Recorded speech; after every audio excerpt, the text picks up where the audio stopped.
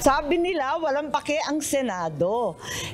Bakit nang hihimasok sa ating mga investigasyon na umpisahan na, maliwanag naman, kung maayos naman ang trabaho, wala naman na kinukuble, bakit ililihim pa? Ano bang problema doon? Kailangang ituloy ng Senado ang investigasyon nito sa kontrobersyal na People's Initiative. Ito ang iginiit ni Senator Amy Marcos, chairperson ng Senate Committee on Electoral Reforms and People's Participation, matapos ang panawagan ng ilang kongresista na itigil ng investigasyon at ipasa na lang ang resolution of both Houses No. 6 na layong amyendahan ang economic provisions ng saligang batas.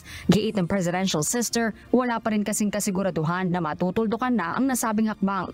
Parang hindi kasi maliwanag na wala ng PI dahil sabi ni Pangulo doon sa interview sa Vietnam, pinag-aaralan pa, hindi pa daw maliwanag na patay na yung PI. So tuloy-tuloy lang yung investigation. Nababahala rin ng senadora na baka magamit pa ang mga isinumiting pirma sa Commission on Elections o COMELEC mula sa signature drive. It's clear that the campaign was misleading and deceptive and even involved bribery. Tigilan nila yung pagtatanggap, pero maliban doon, talagang itapon na yan, ibasura na lahat ng mga forms. Ang layo pa kaya ng 2028.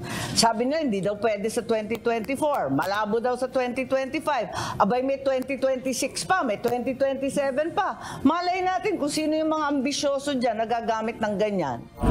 Sa ngayon, para kay Senator Marcos, malinaw na kailangan ng bagong batas na magtatakda sa proseso at sistema para sa People's Initiative.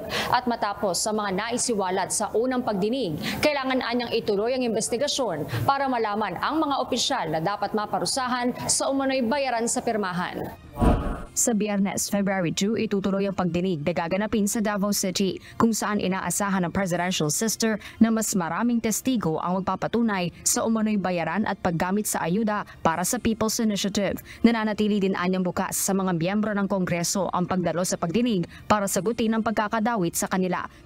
Sa gitna naman ng batuhan ng mga maaanghang na salita kay House Speaker Martin Romualdez, paglilinaw ni Senator Marcos, wala siyang galit sa kanyang pinsan. Wala namang galit doon, di naman personal, wala namang ganon.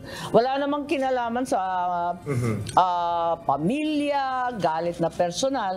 Ang problema, ang nasisira dyan, yung administrasyon, nadala yung pangalan namin. Marcos Administration ang winawasak niya. Yan ang problema. Ngayon, kung sino yung pasimuno dyan, hindi ko na alam. Pero lahat, tinuturo siya. Ano pang gagawin natin sa testimonya ni Mr. Oñate? Hindi naman ako nagsabi nun. Sila nagsabi nun. Sa susunod na linggo, didinggin na ng subcommittee ng Senado ang resolution of both Houses No. 6. Sabi ko nga, ibaba natin yung temperatura ng politika na yun. Ako naman, back to work na muna kami. We don't want to answer issues about this PI anymore. As far as we're concerned, it's moot and academic. Nagsalita na po yung COMELEC.